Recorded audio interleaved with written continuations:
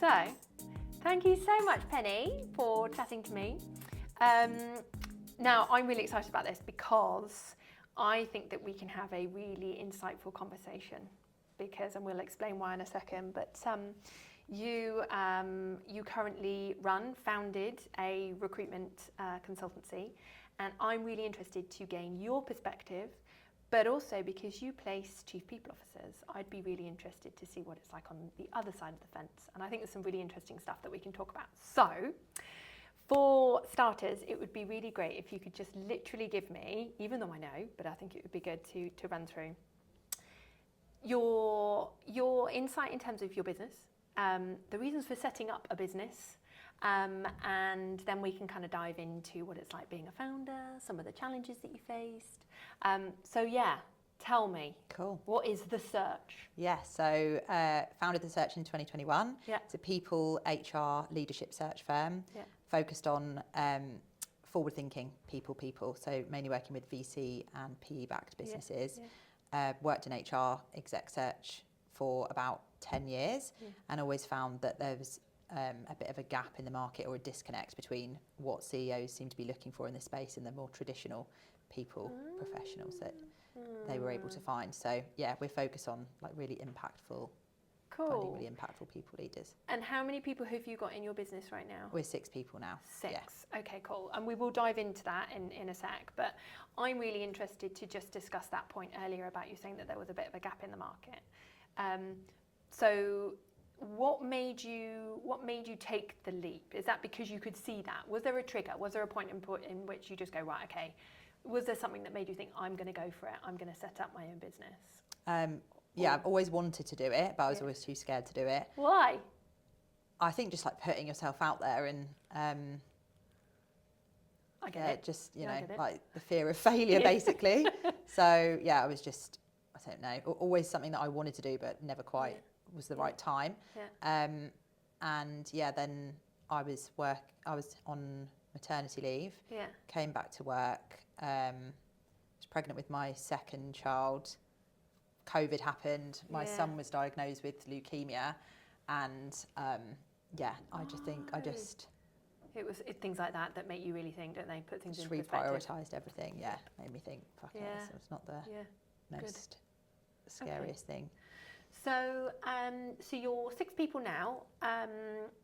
What was your first hire? Ops. Yeah. Okay. And we talked about previously about, you know, when you're first setting out in a business, at what point do you make the decision to go hire somebody? What does that look like? I'm really interested to hear your experiences, maybe some of the challenges that you've had with building your team. You're 6 now. So what has been that journey? What does it look like? And what have been the highs and lows? So many, such a journey, like up and down. Yeah, I think what I needed back in 2021 is probably a lot different than really, you know, where I'm at now. Yeah. And is that because you've learned over time where you've done certain things and it's not either quite worked out, or why would you say it's different now? I think I'm able to attract a different type of person now than when I was, you know, working in my dining room with not like much of a brand. So yeah, at the beginning, also that we were in a completely different market. So in the beginning I was just so busy with work, I just didn't have enough time to deliver on everything myself. So the first hire was ops, then I hired a recruiter who was more delivery focused. And actually now building a business, you realise you need people that are gonna, you know, they're ambitious and they want to hustle and they want to build the business with you. Do you have a core set of company values when it comes to The Search? Yeah, I do now. And, did you find it quite difficult to try and identify what they were? Yeah, definitely. They've definitely changed. Okay. I think at the beginning I was over-indexing on probably the wrong things. Like what? Like flexibility. Okay. And I think for me, like, obviously I want to create a flexible, enjoyable environment, but for me, like, flexibility is not a reward, but like it comes with the territory of like working in a high-performing environment, and but ultimately like performing and like working hard Well, especially in your industry, Yeah. I can imagine. Just on that flexibility piece then, because I think from a workforce perspective, that is a talent attraction piece. Yeah. That's what employees I think now are looking for, especially the next generation. So when you mean flexibility, do you mean you are giving people the flexibility in terms of time, in terms of when they can start and when they can end? Or, I mean, what does flexibility mean to you? I think I was just giving people like too much autonomy. Oh, really? And saying, you know, I don't care how you work, what KPIs you do, where you work from, when you work, as long as you get, you know, as long as you hit the numbers and you perform well, it does. But I think that sort of sent the wrong message and attract possibly the wrong type of people. But for me, it's like, that's normal. Like, obviously, I work really hard, and obviously if I want to, you know, go to the gym on my lunch break or start later or whatever, I know I'll pick up the work elsewhere. But I think when you're going to market saying, like, this is our number one reason why you should be joining us is because we're not like other recruitment businesses, and you know, you don't need KPIs. Like, everyone needs KPIs, and everyone needs to know what they're working towards. So I think at the beginning I was giving people too much, too much autonomy, and then not actually holding people accountable, not actually setting like any expectations. Oh, interesting. And then when they didn't deliver on those expectations, I'd like get frustrated, but actually I wasn't probably setting them in the first place. Yeah. So what do you do now then? Do you have quite a clear performance management process internally? I wouldn't necessarily call it a process because we're still a very small team, but we have like regular one-to-ones, a proper onboarding, goals. Everyone knows what they're working towards, and everyone's accountable for their own goals. So it's not, and I think having a team that is high performing, it's a lot easier to, you know, you don't need to manage them as such. Like, you're there to inspire and lead them, and they can ultimately manage and lead themselves. So I think hiring the right people is really important, rather than, I don't know, people that might not have the same work ethic. How do you use your values when it comes to recruitment? And actually another piece that I'd quite like to touch on here, which we talked about just before we got started, was the piece around value fit and cultural fit. And it would be interesting to get your thoughts on what you think the difference is, and whether or not if we switch it, rather than in terms of looking at your business, but how you help place the right types of people into businesses that you're working for. What's your thoughts on value fit, and do you use values versus cultural fit? I definitely use values in my business, and I think it's really important that you live by those values and actually role model them. So I think really tuning into, like, how do I work and what are my core values, that took some time, but one thing that I learn when I'm working with clients is you have a core set of values and they evolve. And it's about stress testing them. And there's that piece around, you've got your company values and they have associated behaviours to them. When I'm working with my clients, I like to really scratch the surface and go, okay, so what do they actually mean? How do you live those? What behaviours are that you demonstrate against those? What stories, what symbols and what rituals are being lived in that company? And there's nothing worse than seeing them just written on a wall and not being lived, because at the end of the day, it's what keeps that company culture sticky, isn't it? And making decisions around them as well. Which then brings me round to, when you're working with your clients, what is it that your clients are looking for when it comes to placing chief people officers? We mentioned the commercials. Has that been a shift? Do you see CEOs looking for something different now when it comes to placing chief people officers? I think what they say that they want and what they need are two very different things sometimes. Go on. I think a lot of what I do, especially working with CEOs in early stage businesses, is like really educating them on what a chief people officer can even do, or what it looks like. Okay, when you say early stage, what do you mean? Say it's like their first time that they've ever hired a people leader. Okay, cool. So Series A to B, and then we work with bigger businesses as well. So you'd say it's around that mark that they decide to go for a chief people officer? Probably, it depends on where they want to get to. Okay. But if they're, say, like 100, 150 people, they might have a people, operational people person. But say they want to go to 300 people, that's probably when they'd decide. If they've just got their Series B, they might really start, thinking seriously. Often pressure from the board to actually get someone in that's more senior. And what are the expectations when it comes to? I mean, I know it's a really big question. Sorry, but we talked about results. What do you think do you think there's been a shift? Yeah, massively. I don't think, HR's going on a massive shift anyway from being more of a traditional function that in a larger business probably isn't as exposed to the business commercials, whereas in a smaller business, you're expected to be a part of the exec team and be part of those conversations. And if you don't know your numbers, then Do you see can you give an example where it doesn't work when it comes to chief people officer? Where perhaps does it fall out? Is there placements that you've made where actually you've gone that's not going to work, or it hasn't worked, someone's left because of a particular reason? Is there anything specific that businesses perhaps do that means that they're not quite ready for a chief people officer and that person ends up leaving? Yeah, I've definitely been doing some reflecting recently on what I can, because it doesn't happen very often. I think like 95% of the people that we've placed are still in role, and that's because we do really get under the skin of like what's going to be the right cultural fit. But sometimes obviously you get it wrong, or the expectations are mismanaged. So the CEO might say that they want a chief people officer to have a seat at the table, but then when the person gets into the role, it's very different. They don't have a seat. Yeah, I don't get that. How can you have a chief people officer and not have a seat at the table? We can have a seat at the table, but will they listen to you? Love it. So true. And actually take anything on board. I know they're receptive to feedback and do they actually want to change. So I've had it recently where a CEO, he's led many successful businesses before, so he doesn't see that he has to do anything differently. So I think knowing the questions to ask when you're taking the brief to understand what is their view of what a chief people officer should actually, like what's the value of that role and how do they see that role working with them? Yeah, and being open to change, being what I would call a sponge. So there's a great talk by Simon Sinek, and he talks about actively listening. And I think there's a big piece there in terms of leaders within CEOs, chief executives need to be open to listening and actively listening and making a change, because they aren't the be all and end all, and actually it's many minds that can help progress, be successful. Yeah. I think understanding like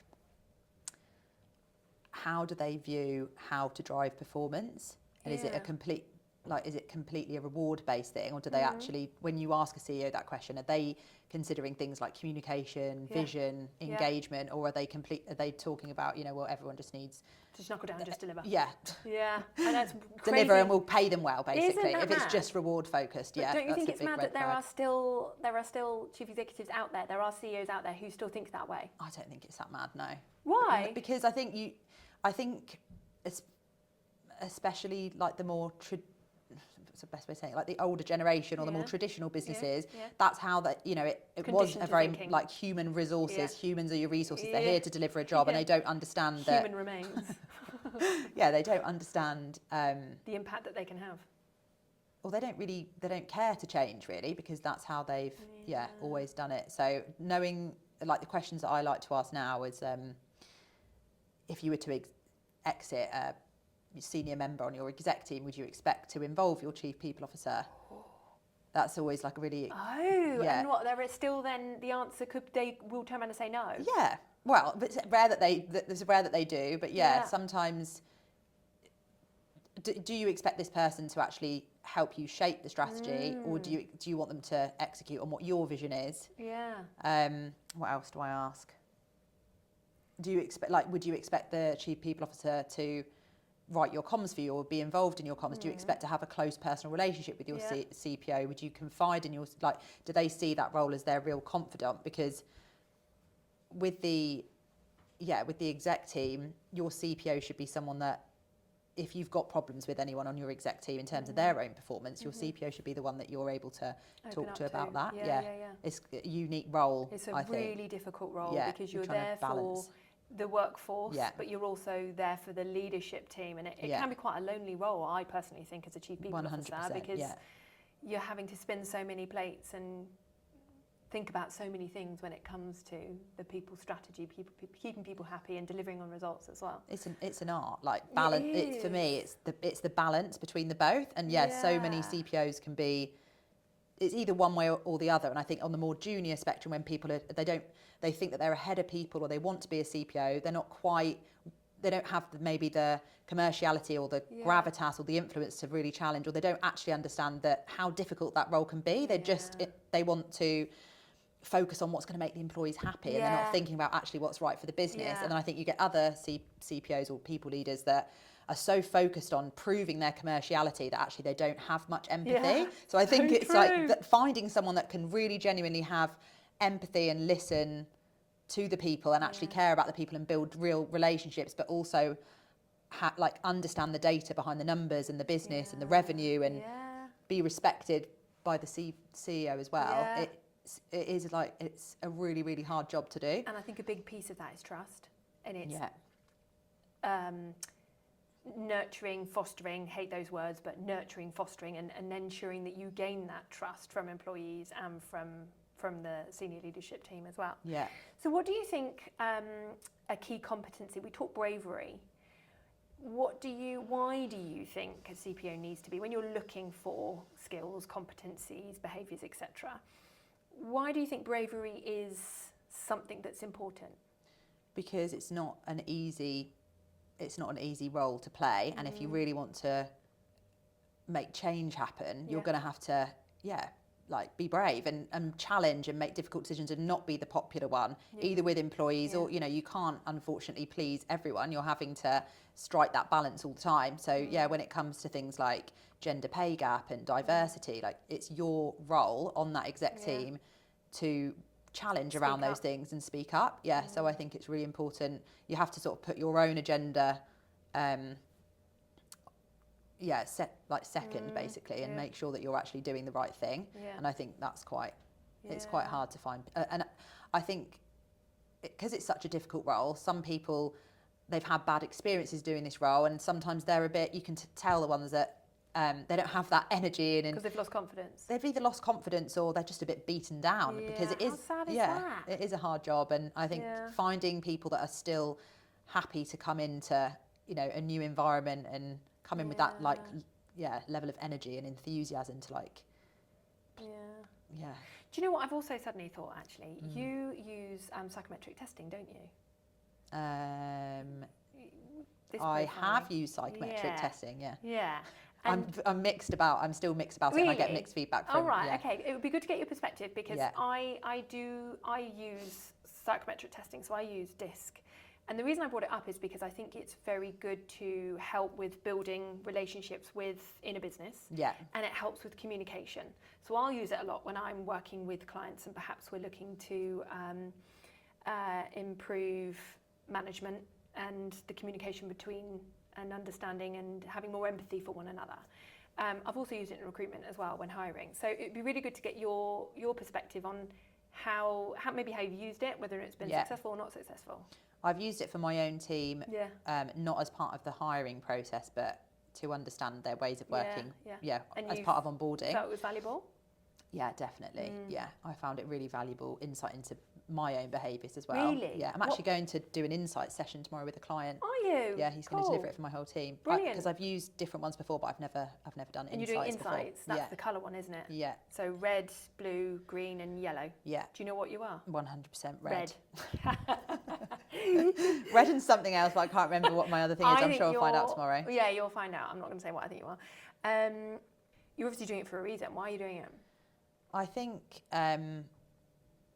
it helps you understand your own behaviours, and that there's no right or wrong, and everyone works in a different way. So knowing how to interact with people, or how different people work, I think is really important. But having empathy for others as well, I think. And I think that it's important, or it has helped in the past when working with clients.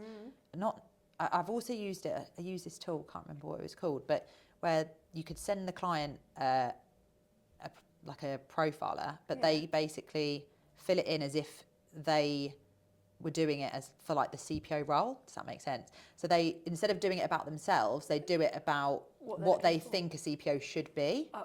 Yeah. And that. So because I think that, because there's obviously like 4 different main parts, isn't there? There's like the operational part, the dominant, happy to push stuff through, the empathy. What was the, I don't know. So if I were to look at DISC, you've got the driver, you've got the influencer.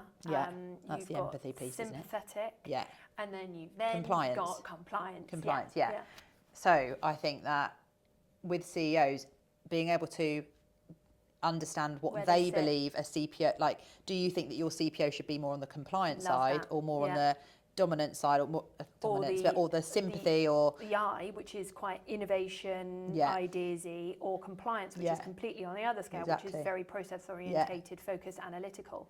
and Oh, you're I not going to see. have someone who can do both. Yeah, yeah. And I think asking a CEO that questions, gives a really good, because actually if they're focused on, and it's a lot in like fintech businesses, they want CPOs that are more, they just want like a process manager basically, and they don't want them to be that inspiring like face of the business. But if you're looking for someone that's a real leader and inspiring face of the business and happy to challenge, and ultimately they're in a leadership role and they're going to be that more like high challenge, unafraid to push boundaries, those types of people aren't going to be interested in compliance. They'll hire someone else to do that stuff. So understanding what a CEO sees as the role of a CPO is really insightful, because that gives you such an edge, because it means then you've got the insight from the business, the CEO, in terms of what another layer, rather than just using job description adverts, you're actually going deeper in understanding the type of behaviours and what you're getting them to really think. It helps them think through the role as well, and it helps us scope, well, what type of people leader are you looking for? Because obviously in an ideal world you have someone that's super high on compliance,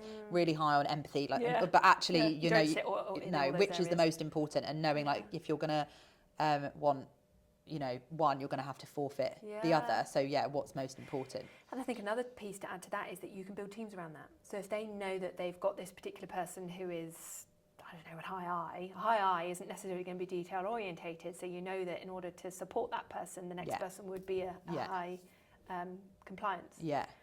It's really interesting, like the data piece as well, because I have this argument a lot, like, do you want a chief people officer that's data driven? But actually, often there's a balance, right? You can't be totally data driven and all your decisions have to be based on the data, because actually in a chief people officer role, you have to be, it's like more around your emotional intelligence and working in the grey and having to make decisions where sometimes there is no right or wrong answer. You just have to go with your intuition and experience. So people and CEOs, especially in tech businesses, they want people leaders that are very, very data driven and they know the numbers. But I find that sometimes people leaders are less than.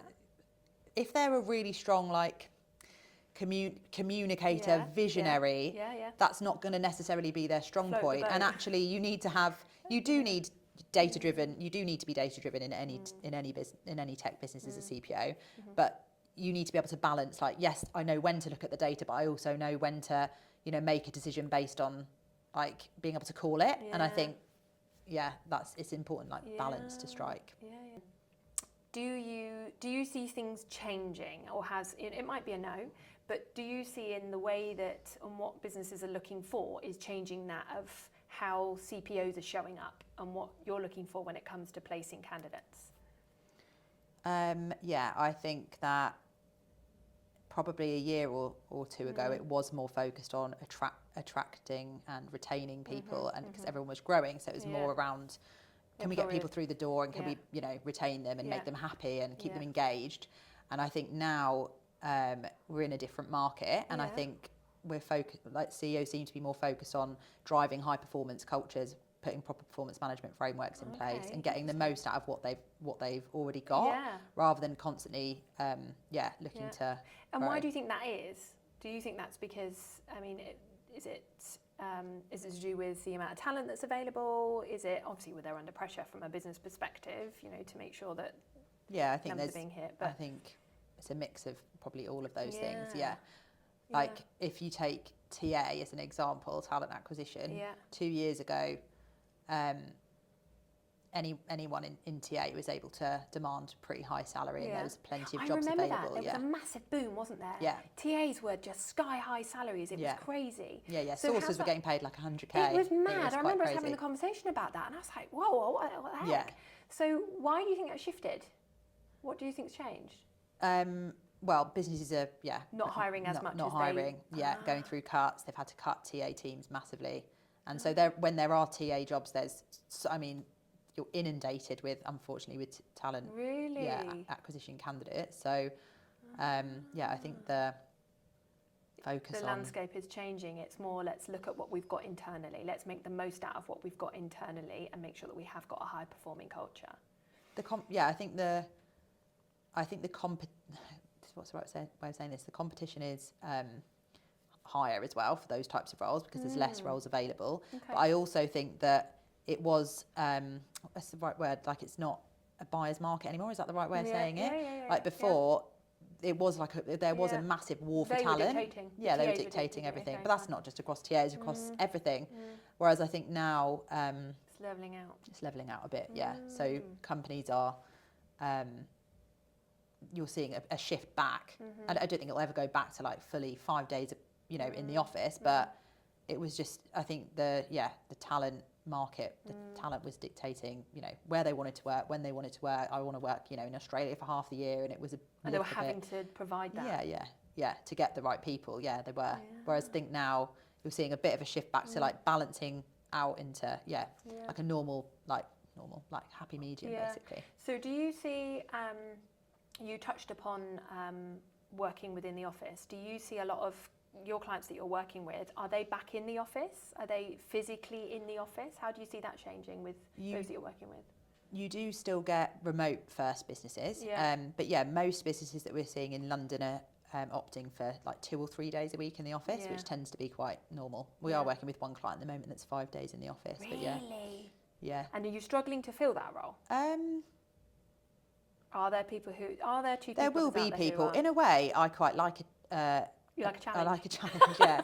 And the more specific you have to be, the easier it is in a way, because you at least know what you're focusing on. Yeah. It's not so broad. But it definitely, you'll always find the right person for that business. Some people love going to the office every day and they've got a nice office in central London. So, but most businesses probably operating, offering 3 days a week. Okay, cool.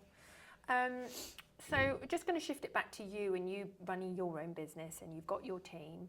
What's your plan? What does your business look like? You're smiling at me because I've just pounced that question on you. Where's your business going? What's your plan? What's our plan? Well, I don't think I'll be hiring 5 people in one go anytime soon. You hired really quick, didn't you? How was that? Because that's pretty. I mean, you hired 3 in January, you said, and then another couple in Feb. Yeah. What has made that successful? What did you do that made it successful? It was actually quite nice to have everyone joining at the same time. Yeah. It was really, from like a social perspective, it was really nice. Yeah. I've had some support from my coach to actually do the operational stuff around that. My PA's been amazing on building our onboarding process and putting more structure in place. But I'm not gonna lie, it was intense. Like I didn't properly anticipate how little time you'd have for everybody. I know. Yeah. So it was a lot. But if you hire the right people, they should be they should self-manage anyway, really. But it's just strange because I've got such an amazing team. It's quite surreal. But back to the question in terms of your back to the question. Yeah. So I've just hired someone to focus on Europe. Cool. Yeah. So because we've done work in Europe before, but we've never had someone solely focusing on it. Yeah. So we're going to Amsterdam next week. That's amazing. Yeah. Congratulations. Thank you. Yeah. So I've done quite a bit of work in Amsterdam, but it'd be really nice to actually go out there and meet a lot of the people that I've only ever met virtually. Why Amsterdam? There's just quite a few big tech clients in Amsterdam. I remember. Yeah. Having worked within fintech myself, I remember we had a team over in Amsterdam. Yeah. Yeah, so we've done quite a bit of work. It's obviously you've got Netflix, Uber, Booking.com, the big ones out there, and then lots of other small tech And so what will you do? Will you hire somebody out there, or will you have somebody based here in the UK? Lauren, who joined in February, is based from Manchester, and so actually it's just as cheap for her to go to Amsterdam than it is for her to travel to London. So we're going to meet in Amsterdam. So she'll be travelling out there. We'll probably do once a quarter out there for the moment, and then just see how it goes. And if it massively kicks off, then I might hire someone based out of Amsterdam, and then the US next year would be our focus. Brilliant. Okay, cool. And what a great benefit that is in terms of those that you're attracting to join your business. The fact that you can say you're working within Europe, that is a great opportunity for someone to come along, and it's really great for your brand. Although you've already got such a great brand, and that you stand out in terms of an employer choice. So that just adds to it. So that's really cool. It's a massive opportunity. Yeah. If you work in other bigger search firms, you're given such a small piece of the market, whereas we're like 5 people and we've got basically the whole people HR, market to go after. What makes you different? What makes the search different? So there are other recruitment companies that do the same as you. Not as good as us. But why? What makes you say that? What makes you guys unique? What makes you guys better I than hate everybody this else? question because I hate. Just be honest. You know selling why my- it is. I think it's down to our authenticity and no bullshit approach, basically. All right, okay. And I think when you're working with CEOs of smaller tech businesses, they're allergic to sales, and they just want to have like a normal conversation with someone that gets it and can help them. So I think our style definitely helps us win work. Which probably then dictates the type of person that comes to work for your business. I can't imagine you having a 100%. straight-laced corporate, which is Absolutely not. absolutely fine, by the way, but it doesn't suit some. Yeah. Yeah. And it also dictates the type of clients that we work with as well. So we do work with bigger businesses. We don't just work with VC-backed businesses. We also work in private equity, and up to probably like pre-IPO, a couple of thousand people would be our big tech companies as well. We do work with bigger tech businesses. What do you enjoy the most? You can't say really, can you? Everybody. I enjoy businesses that have like a significant scaling like ambition, rather than the small ones. I mean, not to say that it's, not to say it's easy by any stretch, but I think the quality, not necessarily the quality, but there's only a few people that have scaled from like 100 to 600 and done it well, and done it more than once, and then are happy to like go and do that again. So you're operating in quite a small space. Whereas I think if you're working with CEOs in 100-person, VC-backed businesses that might want to grow to 150, there's quite a lot of people that operate in that market. Whereas if you've got a really ambitious, really amazing like tech business that need like a real heavy hitter who's really seeing like significant scale, those are the ones that I actually find really really exciting. So I think it's our authenticity approach. I think also our brand.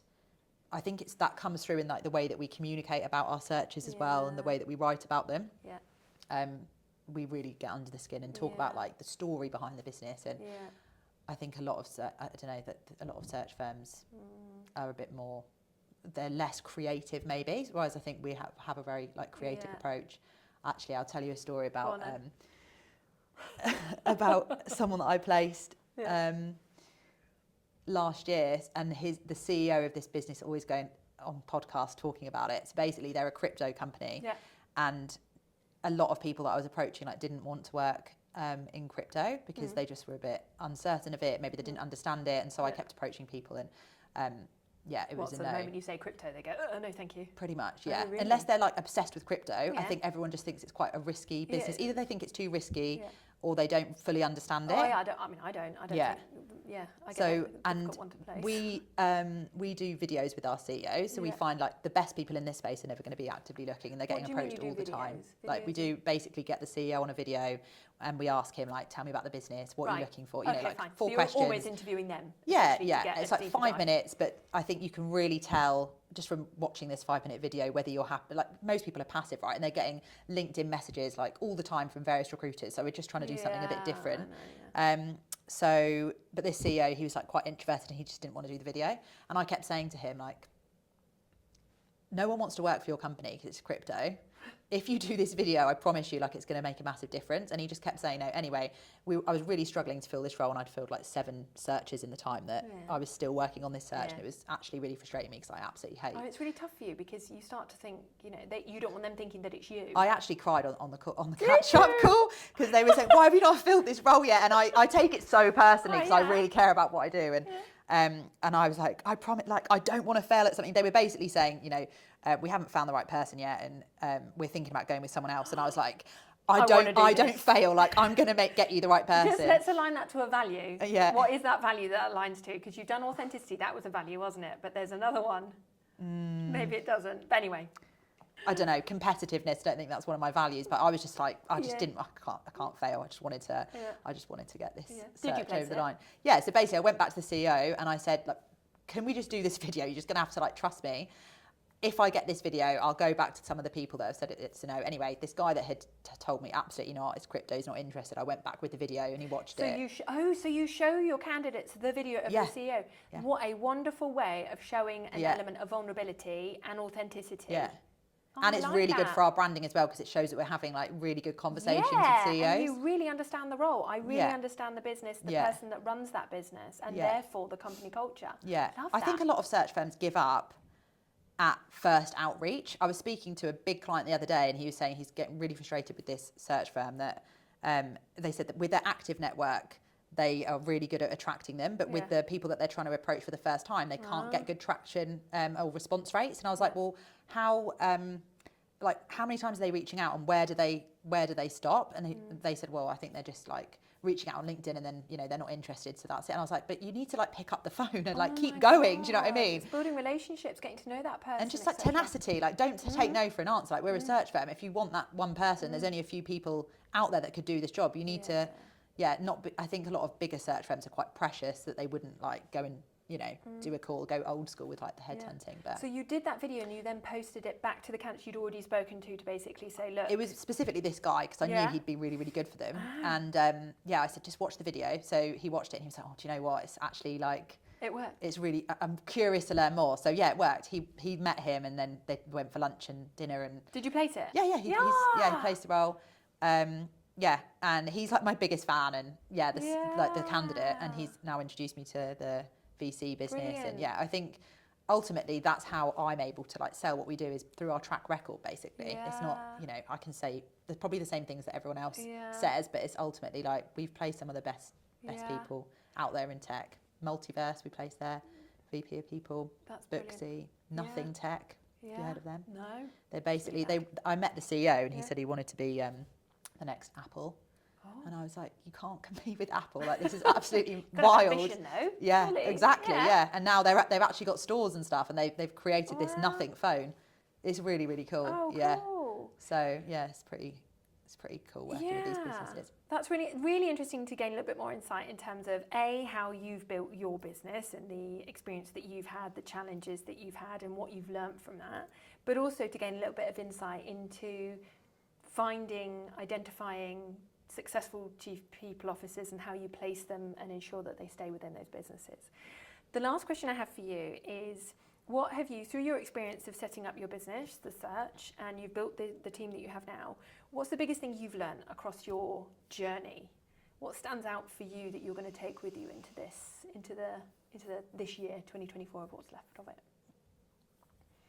I think working on myself as a person and as a leader, 100%. Yeah, like getting coaching has been massively. That's really, like therapy and stuff has massively like transformed the way that I show up at work, and not just at work, like with everything else. My partner, my kids. That's such a good trait to have, to be open to that, because there are so many leaders that I come across who are what I would call rocks. And they almost deflect the feedback. This is the way it is, this is where it's going to be, and I'm not open to that.